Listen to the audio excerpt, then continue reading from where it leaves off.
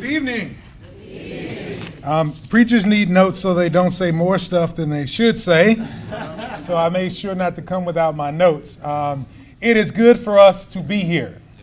I'm sorry, I'm a Black Baptist preacher, so you got to talk back to me. It's good for us to be here.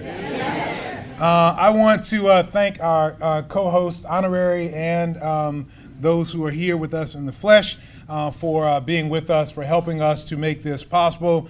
Thank all of you, our guests, for being here with us today, this evening. Some of you had the option of being with us at lunch as well. Some of you chose to hang out with us twice. Thank you very much. There was another group of child advocates in this space this morning for lunch, those who are partners with Deaconess through our grant making in community, and we were just as excited to have them to be here with you. Recognizing there will be elected officials in this room, though, and we help to support them to agitate y'all. We didn't know if it would be a good idea to put you in the same room at the same time. So thank you for being a part of the second strong shift for today. I also want to acknowledge and give thanks to the Deaconess Foundation staff team, who is lean but makes a whole lot possible and happen. You met some of them on tours. Matt O'Danny from our team, who is here, Matt Wave. In the back, David Merritt Flores, who is the manager here of Deaconess Center. Somewhere buzzing around is Constance Rush, our director of advocacy. And they are all other team members were with us earlier today. One of our servant leader interns from last year that decided to hang out with us even longer is Yanae Robinson. Yanae is there in the back. So please. I also want to acknowledge and thank some of our other partners in the room. This morning, Dr. Kelvin Adams from the St. Louis Public Schools, the superintendent, was here with us. They partnered with us on our Children's Defense Fund Freedom School. We're glad to have that partnership. We're also glad to have with us this evening Dr. John Simpson from the Webster Groves School District, who's one of our partners with the Freedom School program as well. And I get kind of jealous when we acknowledge in these rooms elected officials and don't acknowledge preachers, because I'm a preacher. So any faith leaders that are here in the house, wave at your boy. Amen. Amen. All right. I do want to briefly share a bit about Deaconess Foundation for those who may not know us as well. Deaconess is a ministry of the United Church of Christ, and it has invested over the course of the last 20 years more than $80 million in this community to improve its health, to advance the well-being of children, and to ensure that healthy, hope-filled futures for children benefit the entire region. The Foundation's grant-making footprint includes St. Louis City, St. Louis County, St. Charles, and Franklin counties in Missouri, and Madison, St. Clair, and Monroe counties in Illinois. Deaconess Foundation envisions a community that values the health and well-being of all its children and gives priority attention to the most vulnerable. This community, we believe, can only thrive and is only possible when the allocation of power, the distribution of resources, benefits, opportunities, and burdens are not predictable nor predicated by race. Therefore, Deaconess pursues child well-being through racial equity and public policy. I'll say a little bit, some of you heard on the tour, about this space that we find ourselves in that I believe is holy ground. The Deaconess Center for Child Wellbeing is due north of the St. Louis City Family Courts and the Juvenile Justice Center.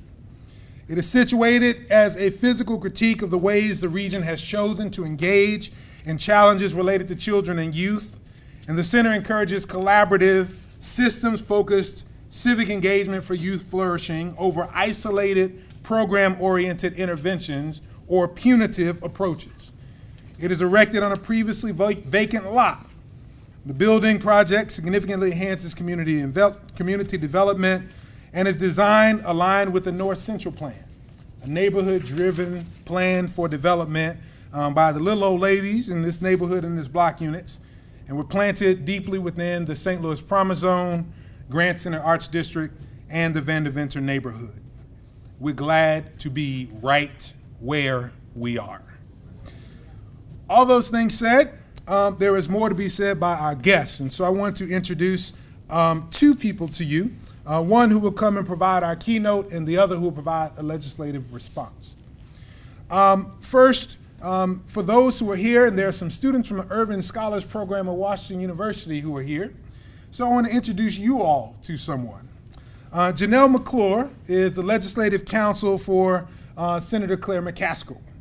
She's a former staff attorney for the National Health Law Program, legislative aide and U.S. Senate fellow, a public health fellow for the Association of State and Territorial Health Officials, a graduate in 2011 of the law school at Washington University in St. Louis, a graduate in 2008 with a bachelor's degree in English and accounting from Washington University in St. Louis.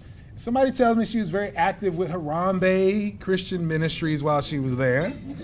And I have on good knowledge that some of the young people here are active in that way as well. So this is one of y'all people, and perhaps someone that you might be thoughtful about as you consider your own path forward. She will provide a legislative response talking to us about policy that is moving and ways that we can engage with that policy to the things that will be laid out by Mrs. Edelman. And of course, our keynote, our guide, our wisdom and sage for today is brought to us by Marian Wright Edelman, the founder and president of the Children's Defense Fund. She told me to make the introduction short. Deaconess is very pleased and excited to be partnering with the Children's Defense Fund. That partnership came from very directed wisdom from Mrs. Edelman about how we might respond to the crises that we understood ourselves to be in Ferguson, here in the heart of the country. It was explicit and it was specific. She knew how many freedom schools we had in St. Louis with 2.9 million people, and she knew how many we ought to have. She has not told us that number yet. She has told us that we need a lot more, but I am sure she has a specific number in mind. She told us that we have a deep resource in our community in the Henry Hampton Archives, where we have the resource of the Eyes on the Prize narrative at Washington University. She talked to us about how we might work with advocates in community, with organizers and parents to develop Sabbath schools and freedom schools where young people could learn not only about their own heritage, but about justice. And she said, and I'm coming. I will work it out how it's going, but I'm coming to St. Louis. Actually, more specifically, she said, I'm coming to Ferguson. And so between this morning and this afternoon, that's what she did.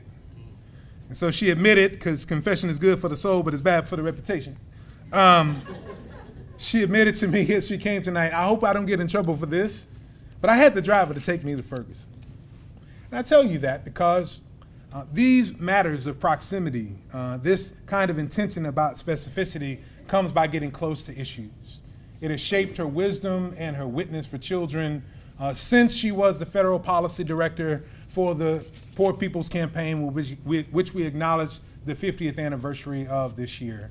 It has informed her work since she was one of the leaders in the NAACP Children's Defense Fund in Jackson, Mississippi. It has informed her work as she has walked the halls of Congress and as she organized actions to make sure that children's playpens and cradles met legislators when they were coming out of those halls not doing the best for children.